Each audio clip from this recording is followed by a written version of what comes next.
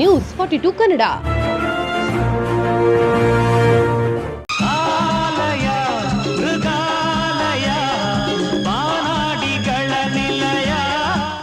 ಇಲ್ಲಿ ಕಣ್ಣು ಹಾಯಿಸಿದಲ್ಲೆಲ್ಲ ಕಾಣುವುದು ಬರೀ ಪಕ್ಷಿಗಳೇ. ಮನಸ್ಸಿಗೆ ಮುದ ನೀಡುತ್ತವೆ ಈ ಪಕ್ಷಿಗಳ ಕಲರವ.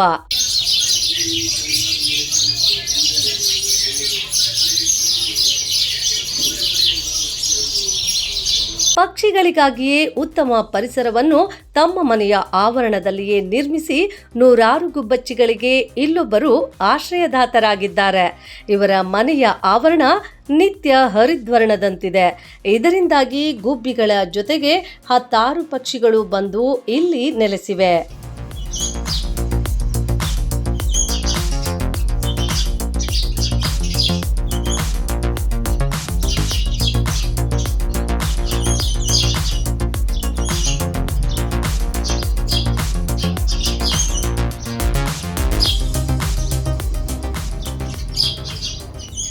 ಗುಬ್ಬಚ್ಚಿಗಳ ಆಶ್ರಯದಾತ ರಾಮನಗರ ಜಿಲ್ಲೆಯ ಕನಕಪುರದ ನಿವಾಸಿ ಮರಸಪ್ಪ ರವಿಯವರ ಮನೆಯ ಆವರಣವೀಗ ಅದೆಷ್ಟೋ ಹಕ್ಕಿಗಳು, ಅದರಲ್ಲೂ ವಿಶೇಷವಾಗಿ ಗುಬ್ಬಿಗಳ ನೆಲೆಯಾಗಿದೆ.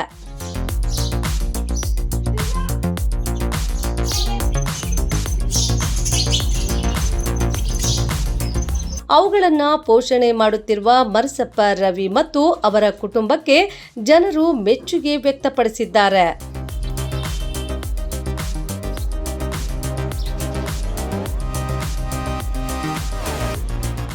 ಮರಸಪ್ಪ ರವಿ ಅವರ ಮನೆ ಅಂಗಳದಲ್ಲೀಗ ನೂರಾರು ಸಂಖ್ಯೆಯ ಗುಬ್ಬಚ್ಚಿಗಳು ಕಾಣಸಿಗುತ್ತವೆ. ಇವುಗಳಿಗೆ ಬೇಕಾಗುವ ಆಹಾರವನ್ನು ಇವರ ಮನೆಯಲ್ಲಿಯೇ ತಯಾರಿಸುತ್ತಾರೆ. ಇದಲ್ಲದೆ ಮನೆಯ ಆವರಣದಲ್ಲಿ ಬಿದಿರಿನ ಬೊಂಬುಗಳನ್ನು ಹಾಕಿ ಅಲ್ಲಲ್ಲಿ ಸಣ್ಣ ಸಣ್ಣ ರಂಧ್ರಗಳನ್ನು ಮಾಡಿ ಗುಬ್ಬಚ್ಚಿಗಳಿಗೆ ವಾಸ ಮಾಡಲು ಅನುವು ಮಾಡಿಕೊಟ್ಟಿದ್ದಾರೆ. ಇದೇ ಜಾಗದಲ್ಲಿ ಗುಬ್ಬಚ್ಚಿಗಳು ತಮ್ಮ ವಂಶಾಭಿವೃದ್ಧಿ ಮಾಡಿಕೊಳ್ಳುತ್ತಿವೆ.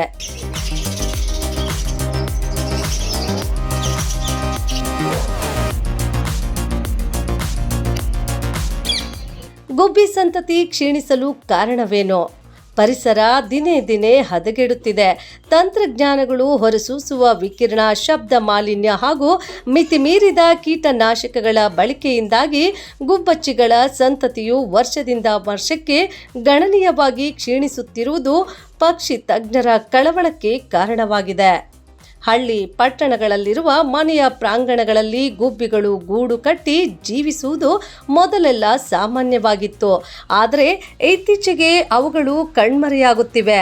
ಇನ್ನು ಗುಬ್ಬಚ್ಚಿ ಅಲ್ಲದೆ ಹಲವು ಜಾತಿಯ ಪಕ್ಷಿಗಳು ಕೂಡ ಇಲ್ಲಿ ಆಶ್ರಯ ಪಡೆಯುವುದಲ್ಲದೆ ಊಟದ ಸಮಯಕ್ಕೆ ಸರಿಯಾಗಿ ಪ್ರಾಂಗಣದಲ್ಲಿ ಪ್ರತ್ಯಕ್ಷವಾಗುತ್ತವೆ. ಪಕ್ಷಿಗಳು ತಿನ್ನುವ ಕಾಳು, ಅಕ್ಕಿ, ಹಣ್ಣುಗಳು ಹಾಗೂ ಅವುಗಳಿಗೆ ಬೇಕಾದ ಎಲ್ಲ ತಿನಿಸುಗಳನ್ನು ಕೂಡ ಮರಸಪ್ಪ ರವಿ ಸಿದ್ಧಪಡಿಸಿ ಇಡುತ್ತಾರೆ.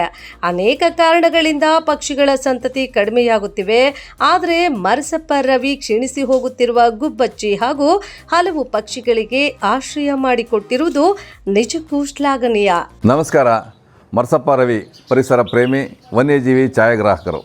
ನನ್ನ ಮನೆ 28 ವರ್ಷ ಆಯಿತು. ನನ್ನ ಜಮೀನಿನಲ್ಲಿ ಒಂದು ಪುಟ್ಟದಾದ ಒಂದು ಮನೆ ಕಟ್ಟಿದ್ದೀನಿ. ಆ ಮನೆ ಸುತ್ತ ಹೂವಿನ ಗಿಡಗಳು, ಹಣ್ಣಿನ ಗಿಡಗಳು, ಹಲವಾರು ಗಿಡಗಳನ್ನ ಹಾಕಿದ್ದೀನಿ. ಗಿಡ ಏನಕ್ಕೆ ಅಂದರೆ ನಮಗೆ ಆಮ್ಲಜನಕ ನಮಗೆ ಏನು ಕೊಡ್ತದೋ ನಮಗಿಂತ ಹೆಚ್ಚು ಉಪಯೋಗ ಪಕ್ಷಿಗಳಿಗೆ ಇದೆ. ಪಕ್ಷಿಗಳಿಗೆ ಹಾಗೆ ಅತಿ ಹೆಚ್ಚು ಗಿಡಗಳನ್ನು ಮನೆ ಸುತ್ತ ನಾನು ಬೆಳೆಸಿದ್ದೀನಿ. ಇವತ್ತು ನಮ್ಮಲ್ಲಿ ಒಂದು 60-70 ನನ್ನ ಮನೆಯಲ್ಲಿ ಗುಬ್ಬಚ್ಚಿಗಳು ವಾಸ ಮಾಡ್ತದೆ. ಏನಕ್ಕೆ ವಾಸ ಮಾಡ್ತದೆ ಅಂದರೆ ನಾವು ಅದಕ್ಕೆ ಎಲ್ಲ ವ್ಯವಸ್ಥೆಗಳನ್ನು ನಾವು ಮಾಡಿಕೊಟ್ಟಿದ್ದೀವಿ.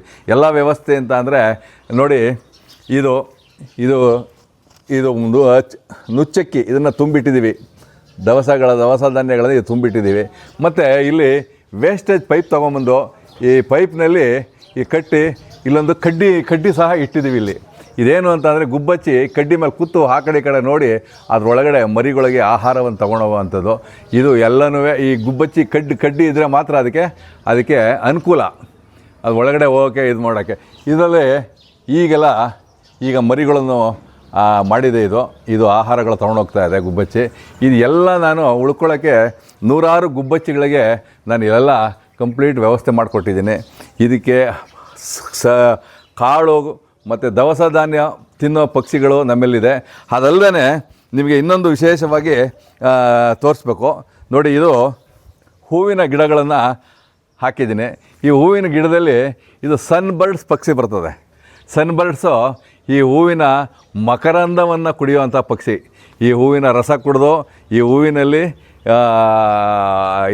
ಇಲ್ಲೇ ನಮ್ಮ ಗಿಡಗಳಲ್ಲಿ ಗೂಡು ಮಾಡ್ತದೆ.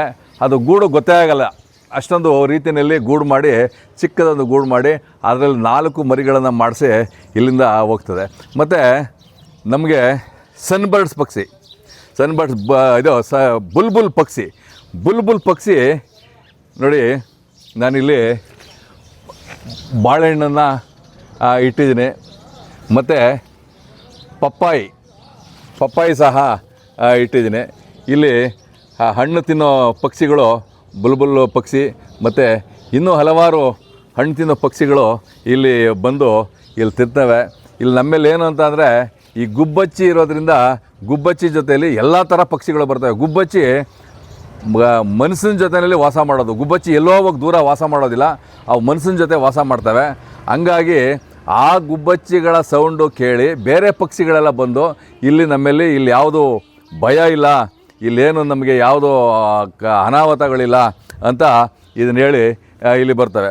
ನೋಡಿ, ನಾನು ಹಲವಾರು ಹಣ್ಣಿನ ಗಿಡಗಳು ಹಾಕಿದ್ದೀನಿ.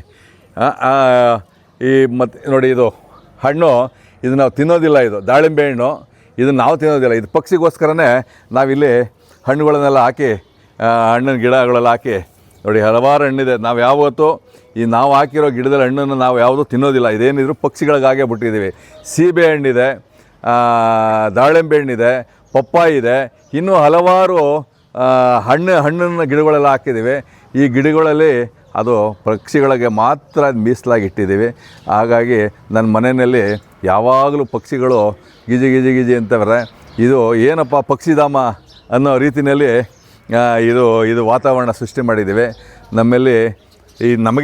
ನನಗೇನಂತ ಅಂದರೆ, ನಾವು ಬದುಕೋ ಜಾಗದಲ್ಲಿ ಪಕ್ಷಿ ಪ್ರಾಣಿಗಳೆಲ್ಲ ಬದುಕಬೇಕು ಅಂತ ನನಗೆ ಒಂದು ಆವಾಗಿಂದ ಭಾಳ ಇದಾಗಿದೆ, ಅಷ್ಟು ಆಸೆ ಆಗಿದೆ ನನಗೆ. ಇಲ್ಲಿ ಹಳಿಲು ಬರ್ತದೆ.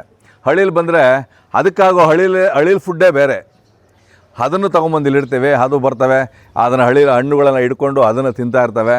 ಮತ್ತು ಇನ್ನು ಇದು ಓತಿಕ್ಯಾತಗಳು ಬರ್ತವೆ, ಅದು ಇಲ್ಲಿ ಗೊದ್ದಗಳು, ಚಿಟ್ಟೆಗಳು ಅವನ್ನು ಹಿಡಿದು ತಿಂತಾ ಇರ್ತವೆ. ಚಿಟ್ಟೆಗಳು ಸಹ ಬಂದು ನನ್ನಲ್ಲಿ ಈ ಹೂವಿಗೆ ಬೇಕಾದಷ್ಟು ಚಿಟ್ಟೆಗಳು ಬರ್ತವೆ. ಅಂದರೆ ಟೋಟಲಾಗಿ ಹೇಳೋದು ಅಂತ ಅಂದರೆ, ನನ್ನ ಮನೆ ಆನಂದವಾದ ಮನೆ. ಪಕ್ಷಿ ಪ್ರಾಣಿ ಎಲ್ಲದಕ್ಕೂ ನಮಗೆ ಬದುಕೋಕ್ಕೆ ಎಷ್ಟು ಹಕ್ಕಿದೆಯೋ ಅದಕ್ಕಿಂತ ಹೆಚ್ಚು ಹಕ್ಕು ಈ ಪ್ರಾಣಿ ಪಕ್ಷಿಗಳಿಗೂ ಬದುಕೋ ಹಕ್ಕಿದೆ. ಹಾಗಾಗಿ ಯಾರು ಕೊಲ್ಲೋಕ್ಕೆ ಹೋಗಬಾರ್ದು. ಇವತ್ತು ನೋಡಿ, ಇಷ್ಟೊಂದು ಪಕ್ಷಿಗಳಿದೆ. ಹಾವುಗಳು ಅವಾಗವಾಗ ಬರ್ತವೆ, ಆ ಪಕ್ಷಿ ಹಿಡಿಯೋಕ್ಕೆ ಬರ್ತವೆ. ಅವನು ನಾವು ಅದನ್ನು ಕೊಲ್ಲೋದಿಲ್ಲ. ಅದನ್ನು ಸಹ ಹಾವನ್ನ ಹಿಡಿದು ತೊಗೊಂಡೋಗಿ ಫಾರೆಸ್ಟ್ ಒಳಗಡೆ ತೊಗೊಂಡೋಗಿ ಬಿಡೋವಂಥ ಕೆಲಸಗಳು ಮಾಡ್ತೀವಿ. ನಾವು 28 ವರ್ಷದಿಂದ ನನ್ನ ಮನೆಯಲ್ಲಿ ಒಂದು 100ಕ್ಕಿಂತ ಹೆಚ್ಚು ಹಾವು ನಾನು ಹಿಡಿಸಿ ತೊಗೊಂಡೋಗಿ ಬನ್ನರ್ಘಟ್ಟ ಫಾರೆಸ್ಟ್ಗೆ, ಬೇರೆ ಫಾರೆಸ್ಟ್ಗೆಲ್ಲ ಬಿಟ್ಟಿದ್ದೀನಿ. ಇವತ್ತು ನಾವು ಯಾವುದೇ ಪಕ್ಷಿ ಕೊಲ್ಲಬಾರ್ದು, ನಾವು ಯಾವುದೇ ಪ್ರಾಣಿ ಕೊಲ್ಲಬಾರ್ದು. ನಮಗೆ ಜೀವನ ಮಾಡೋಕ್ಕೆ ಎಷ್ಟು ಹಕ್ಕಿದೆಯೋ ಪ್ರಾಣಿ ಪಕ್ಷಿಗಳಿಗೂ ಅಷ್ಟೇ ಹಕ್ಕಿದೆ.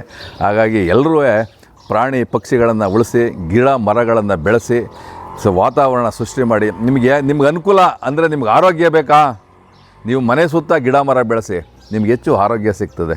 ಇಷ್ಟನ್ನು ಹೇಳಿ ಥ್ಯಾಂಕ್ ಯು, ನಮಸ್ಕಾರ. ಕನ್ನಡಿಗೆ ಆನಂದ ಕೊಡುವ ನೂರಾರು ಜೀವಿಯ